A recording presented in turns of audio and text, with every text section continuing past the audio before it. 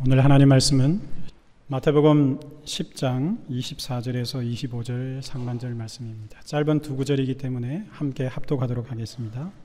제자가 그 선생보다 또는 종이 그 상전보다 높지 못하나니 제자가 그 선생 같고 종이 그 상전 같으면 족하도다. 아멘. 인생을 살아가면서 저와 여러분들은 수많은 사람들을 만나며 또 만난 그 사람들을 통해서 다양한 영향력을 받게 되어 있습니다. 우리 인생에 수많은 사람들이 저와 여러분들의 삶에 영향력들을 끼치게 되는데요. 그 중에서도 아주 중요한 영향력을 끼치는 사람을 한 사람 꼽아보라고 한다면 바로 선생님이 거기에 해당된다고 믿습니다. 저와 여러분이 살고 있는 인류의 역사를 스승과 제자의 역사라고 표현해 보는 것도 과언이 아니라고 생각합니다. 이미 여러분의 기억 속에는 지금까지 살아오시면서 수많은 훌륭한 선생님과 제자 혹은 비운의 선생님과 제자, 그런 역사적인 인물들이 이미 여러분의 많은 기억 속에 기억되어져 있다라고 생각합니다. 헬렌 켈러의 선생님을 기억하십니까? 그 선생님의 이름을 혹시 기억하십니까? 설리반 선생님이십니다. 위대한 설교자였던 무디 선생님의 선생님 되셨던 분의 이름을 혹시 기억하십니까? 짧게 두 자입니다. 킴볼 선생님이셨습니다. 자, 오늘은 짧게 여러분의 기억력을 테스트해보는 시간을 한 1분 가지고자 합니다. 여러분들이 초등학교 1학년 때부터 고등학교 3학년 때까지 여러분의 담임을 하셨던 선생님의 이름을 주보에 빨리 적어보시기를 바랍니다. 제가 지금 3부째 예배를 인도하고 있는데요. 1부, 2부, 3부 똑같습니다. 아무도 안 적으시더라고요. 네. 자, 제가 10초 정도의 시간을 한번 드려보겠습니다. 그 선생님들 가운데 여러분의 인생에 있어서 가장 소중한 영향력을 행사해 주셨던 가장 좋은 선생님은 누구신지 머릿속으로 한번 동그라미를 쳐보십시오. 그리고 다시 한번 그 선생님들 가운데 여러분의 기억 속에 좀 지워버리고 싶은 그런 선생님이 계시면 머릿속에서 X표를 한번 하시면 좋겠습니다. 자, 말씀을 준비하면서 저 역시 그동안 제 인생을 거쳐 가셨던 수많은 선생님들을 다시 한번 더 떠올려 볼 수 있는 시간을 가지게 되었습니다. 그 중에는 이미 세상을 떠나신 분들도 계시고 또 아직도 살아계신 분들이 계시는데요. 선생님들을 기억해 보면서 선생님들은 좋은 영향력을 주시기도 하셨고 때로는 나쁜 영향력을 주신 적도 있구나라는 것을 생각하게 되었습니다. 일단 시간이 많지 않아서 초등학교 때 선생님을, 저의 선생님을 한번 소개해 드리고자 합니다. 좋은 영향력을 미치셨던 선생님, 기억에서 좀 지웠으면 하는 선생님들이 계셨는데요. 먼저 제 인생에 가장 좋은 영향력을 남기신 분으로는 초등학교 4학년 때 선생님이 계십니다. 그분은 제 인생에 철봉이라는 것을 처음 가르쳐 주신 선생님이셨습니다. 제가 그 선생님을 지금까지 기억하는 것은 그 철봉 때문은 아닙니다. 제가 초등학교 6년을 다니는 동안 선생님과 함께 했던 시간이 가장 짧았던 선생님이었기 때문입니다. 여느 날과 다름없이 선생님은 학교 수업을 마칠 때쯤에 저희들을 운동장으로 데리고 가셔서 그날도 철봉을 직접 시범을 보이면서 어떻게 잘 넘을 수 있는지를 가르쳐 주셨습니다. 그런데 그 다음날 그 선생님이 학교에 오지 않으셨습니다. 저희들을 잘 가르치시고 헤어지시고 난 뒤에 집으로 가시다가 식당에서 저녁 식사로 복국을 잡수시게 됐는데요. 그 독이 그만 선생님을 일어나지 못하게 만들었습니다. 저는 아직도 그날의 충격을 잊어버릴 수가 없습니다. 그 전날 점심시간에 선생님이 특별히 저를 부르시더니 선생님이 점심으로 시키신 짜장면과 저희 어머니가 사주신 도시락을 바꿔 먹자고 하셨습니다. 돌아가시기 전날 그렇게까지 특별한 사랑을 저에게 주셨었는데요. 평소에도 저를 사랑해 주시고 자상하셨고 또 제가 정말 바른 것을 배울 수 있는 많은 조언들을 해주셨던 귀한 선생님이셨습니다. 그런데 그 선생님이 다음날 학교에 오지 않으시고 옆반 선생님이 클래스에 들어오시더니 선생님께서 돌아가셨다는 말씀을 하셨습니다. 저희들은 그 소식을 듣고 정말 믿을 수 없었고요. 갑작스러운 혼란 속에서 한동안 어쩔 줄을 몰라 했었습니다. 저는 아직도 그 선생님의 얼굴을, 돌아가시기 전날의 얼굴을 정확하게 기억합니다. 그리고 그 선생님의 조남 3글자를 아직도 잊어버릴 수가 없습니다. 반면에 저에게 가장 부정적인 영향을 미쳤던 선생님은 2분이 얼른 생각나시더라고요. 3학년 때 담임 선생님이셨는데요. 그분은 저에게 그리고 저희들에게 술 마시는 법을 가르쳐 주셨습니다. 어떻게 하면 술을 잘 마실 수 있는지 술의 예제를 차근차근하게 잘 가르쳐 주셨습니다. 일명 기억니언주법이라고 있는데요. 제가 시범을 보여보겠습니다.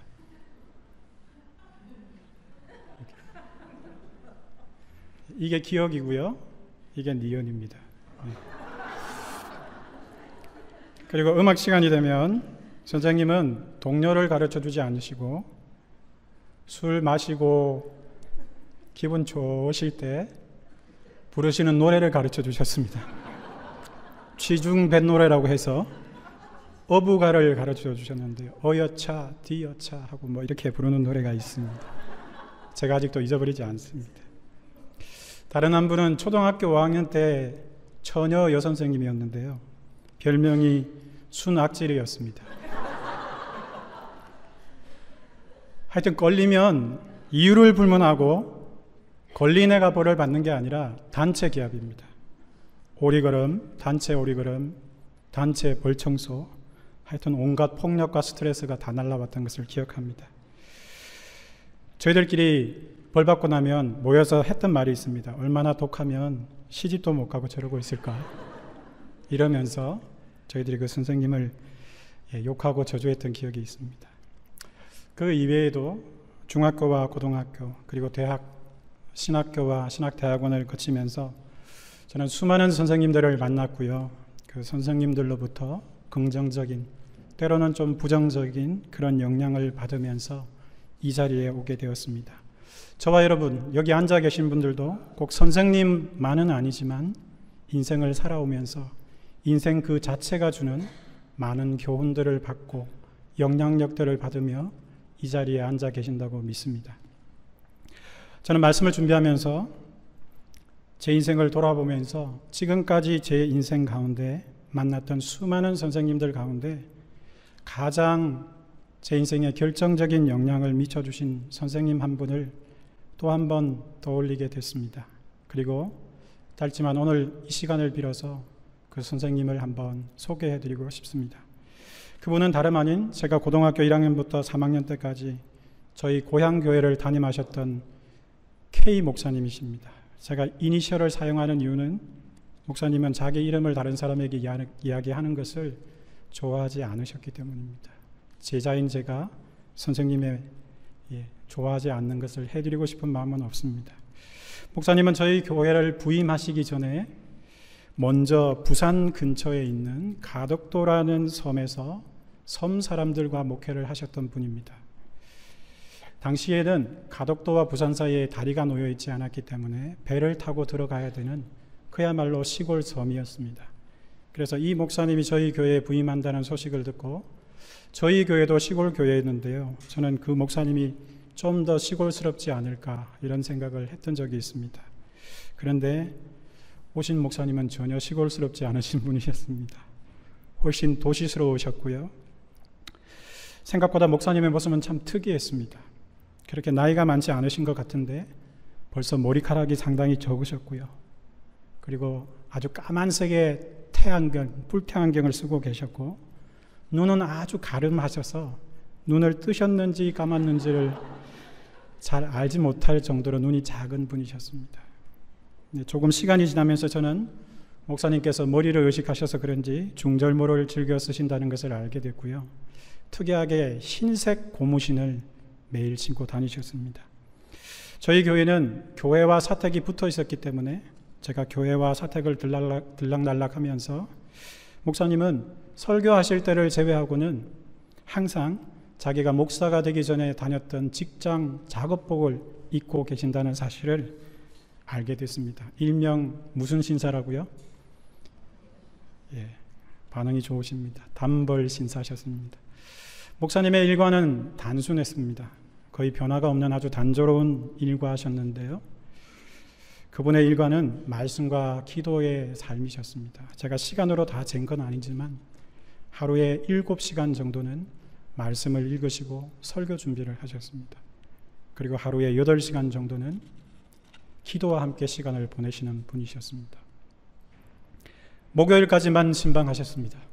그리고 금요일이 되면 가급적 사역을 일찍 마무리하시고 목욕 재개하시고는 저희 시골교회 종탑 꼭대기로 올라가셔서 거기서 주일 새벽 기도를 인도하시기 위해서 내려오실 때까지 주일 대예배 설교 준비를 하셨습니다.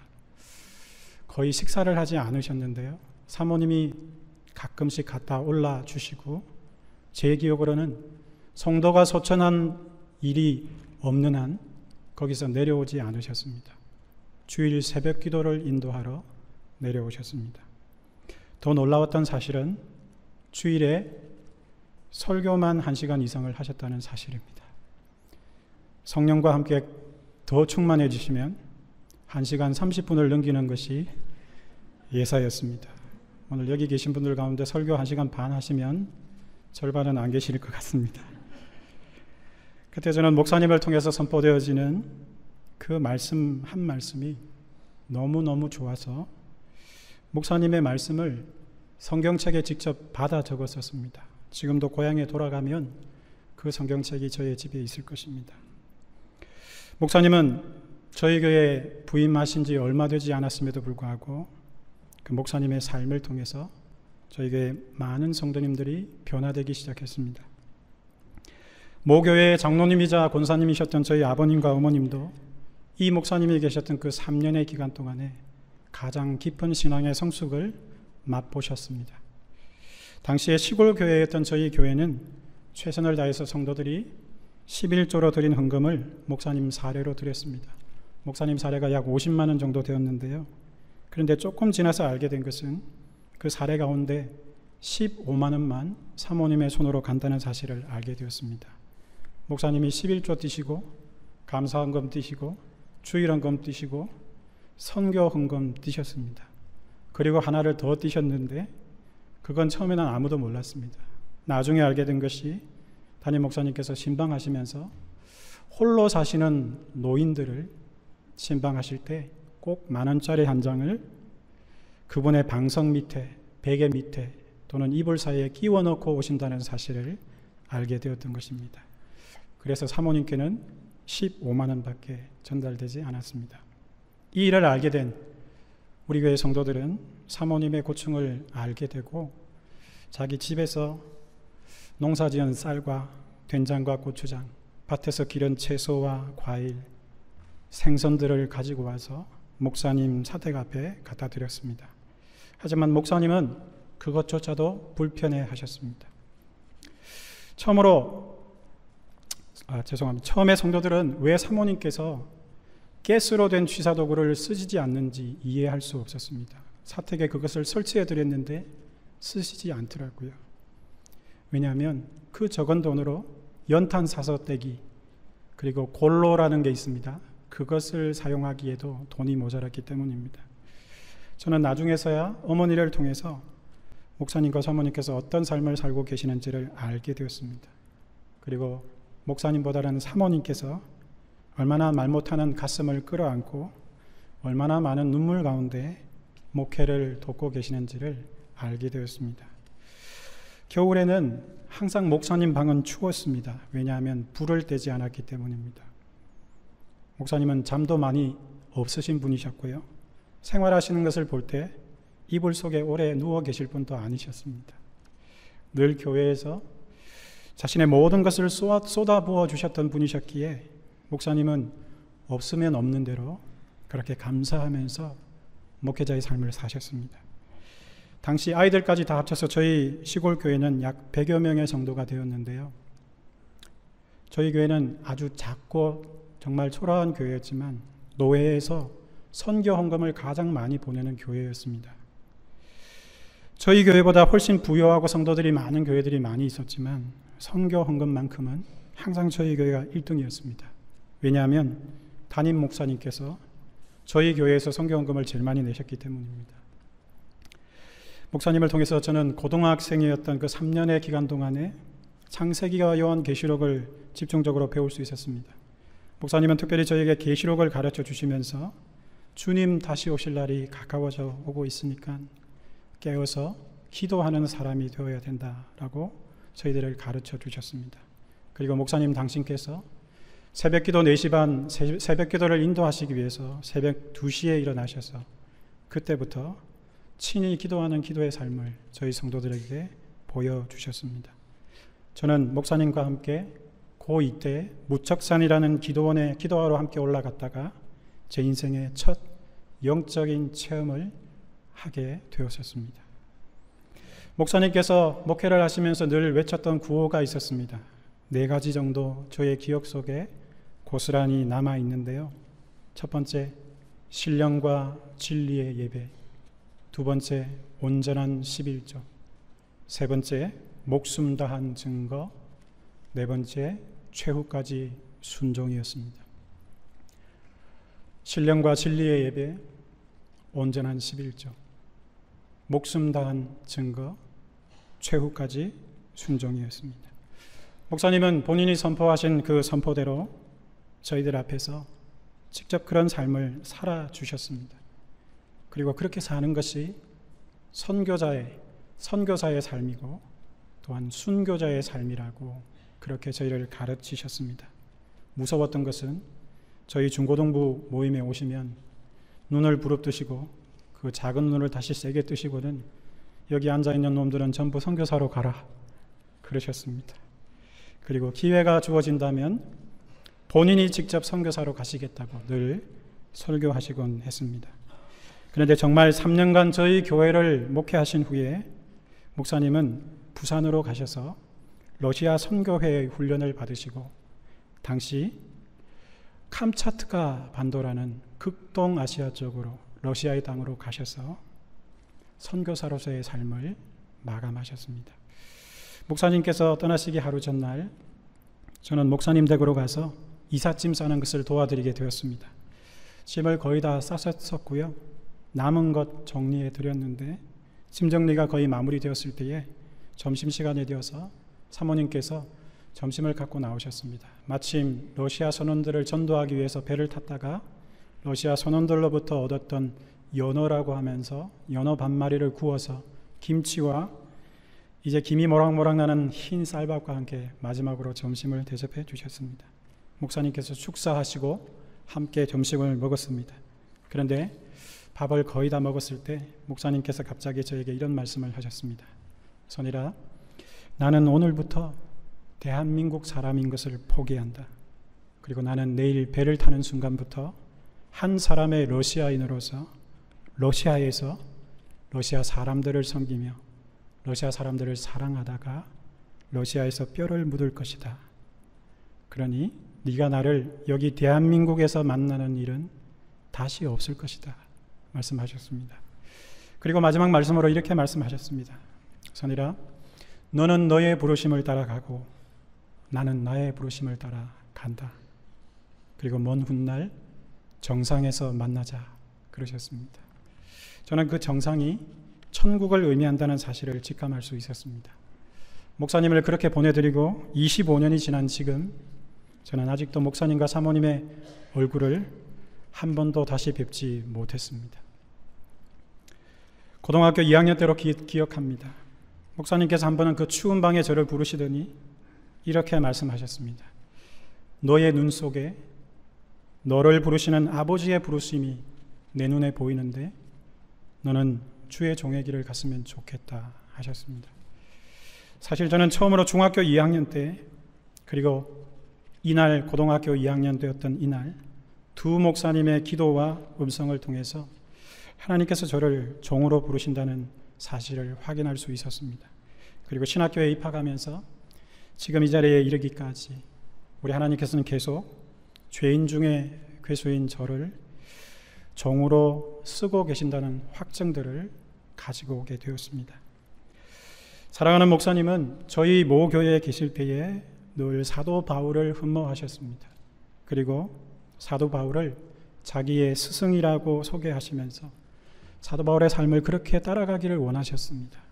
그래서 목사님이 즐겨 암송하시던 성경 구절을 저는 아직도 기억합니다. 빌립보서 2장 20절에서 21절 말씀, 빌립보서 3장 7절에서 14절까지의 말씀입니다. 빌립보서 2장 20에서 21절 말씀에는 이런 말씀이 기록되어 있습니다. 나의 간절한 기대와 소망을 따라 아무 일에든지 부끄러워하지 아니하고 지금도 전과 같이 온전히 담대하여 살든지 죽든지 내 몸에서 그리스도가 존귀하게 되려 하려 하나니 이는 내게 사는 것이 그리스도니 죽는 것도 유익함이라. 빌립보서 3장 7절에서 14절 말씀에는 이 말씀이 기록되어 있습니다. 그러나 무엇이든지 내게 유익하던 것을 내가 그리스도를 위하여 다 해로 여길 뿐더러 또한 모든 것을 해로 여김은 내 주 그리스도 예수를 아는 지식이 가장 고상하기 때문이라. 내가 그를 위하여 모든 것을 잃어버리고 배설물로 여김은 그리스도를 얻고 그 안에서 발견되려 함이니 내가 가진 의는 율법에서 난 것이 아니요 오직 그리스도를 믿음으로 말미암은 것이니 곧 믿음으로 하나님께로부터 난 의라.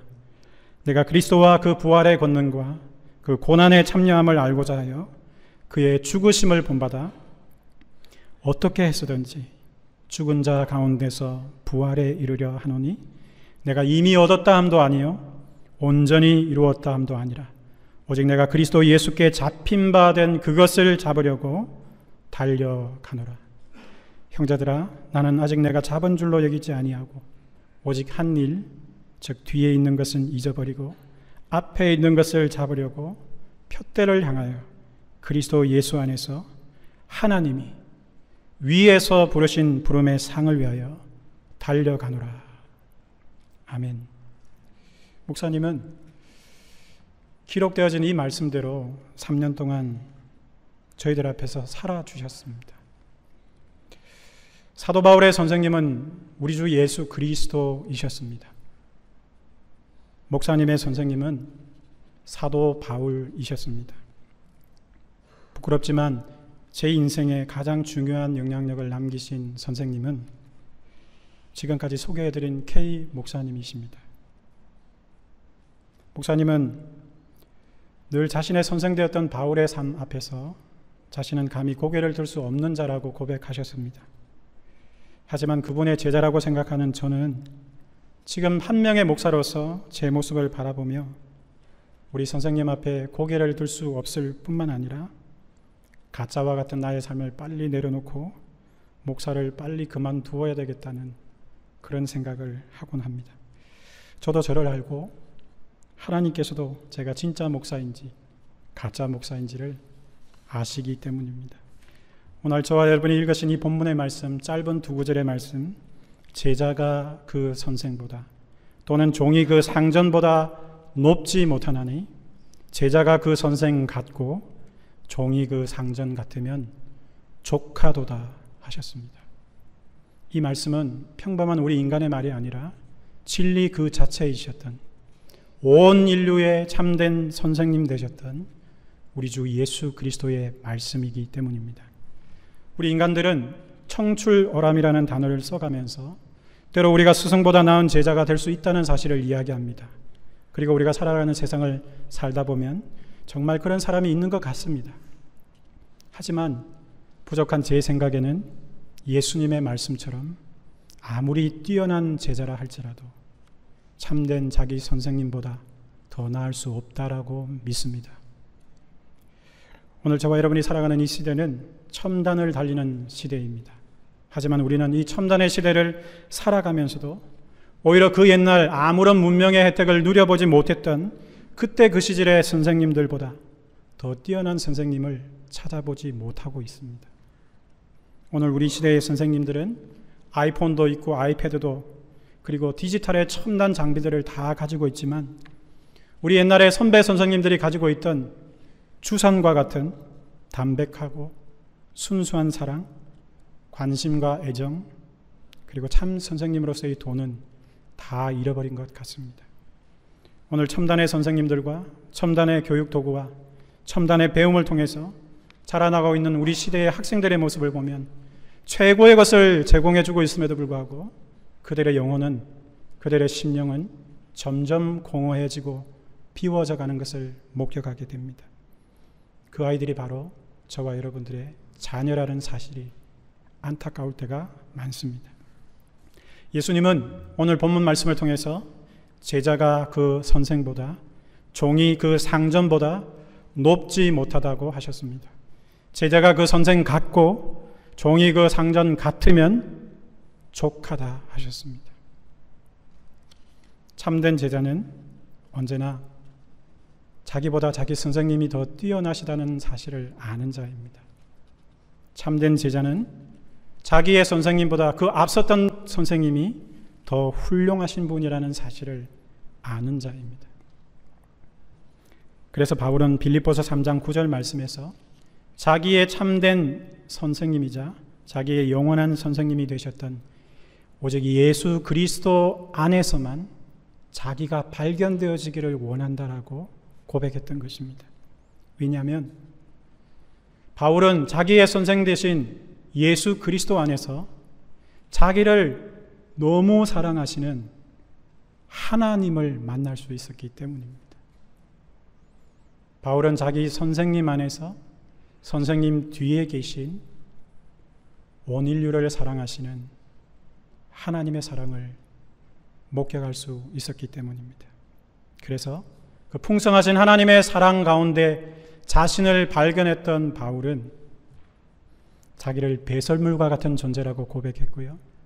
이 배설물과 같은 자기를 사랑해 주시는 그리스도 예수와 그를 보내신 하나님을 위해서 자기 목숨을 버리기로 결정했던 것입니다. 부족하지만 저는 K 목사님 안에서 고등학교 3년의 시절 동안 그 목사님의 선생님 되신 사도 바울이 누구신지를 배우게 되었습니다. 그리고 그 바울의 고백들과 편지를 통해서 바울의 선생님 되신 예수 그리스도를 알게 되었고요. 그 예수 그리스도를 통해서 하나님께서 우리를 얼마나 사랑하시는지를 하나님의 마음에서 깨닫게 되었습니다.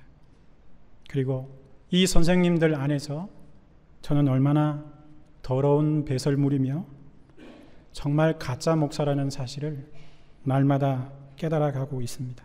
겉으로는 이렇게 설교하고 있지만 실제로 설교한 말씀대로 다 살지도 못하고요. 이렇게 가운을 입고 양복을 입고 있지만 사실 제 속을 여러분들에게 보여드리면 더러운 죄성 때문에 내일부터는 저를 안 만나실 분들이 여기 많이 계신 것 같습니다. 여러분들이 생각하지도 못하는 완악함과 추함과 교만함과 악독함이 제 안에 너무 가득 차 있기 때문입니다. 참된 제자는 자신의 참된 스승님보다 결코 높아질 수 없습니다. 참된 제자는 자기 스승 앞에서 자기가 어느 위치에 자리해야 하는지를 분명히 아는 자입니다. 그 자리는 겸손과 낮아짐의 자리라는 것입니다. 잘못된 제자, 거짓된 제자는 스승을 능가하려고 합니다. 또한 스승을 능가할 수 있다고 착각하면서 스승님을 가리워 버리고 자기를 드러내려고 합니다. 그리고 가룟 유다처럼 심지어는 자신을 위해서 스승님을 팔아버리는 그런 자가 될 수도 있다는 사실입니다. 오늘은 스승의 주일입니다. 오늘 이 하루 저는 이 자리에 앉아 계신 저와 여러분들이 지금 이 자리에 저와 여러분들을 앉게 해주신 여러분의 인생 가운데 가장 소중한 순간을 함께 해주셨던 여러분들의 선생님들께 감사하시는 이 하루가 되시기를 주님의 이름으로 축원합니다. 그리고 더불어서 저와 여러분들의 발자취를 따라오고 있는 우리 인생의 후배들에게 부끄러움 없는 부모요 제자들이 되기를 스승님들이 되시기를 주님의 이름으로 축원합니다.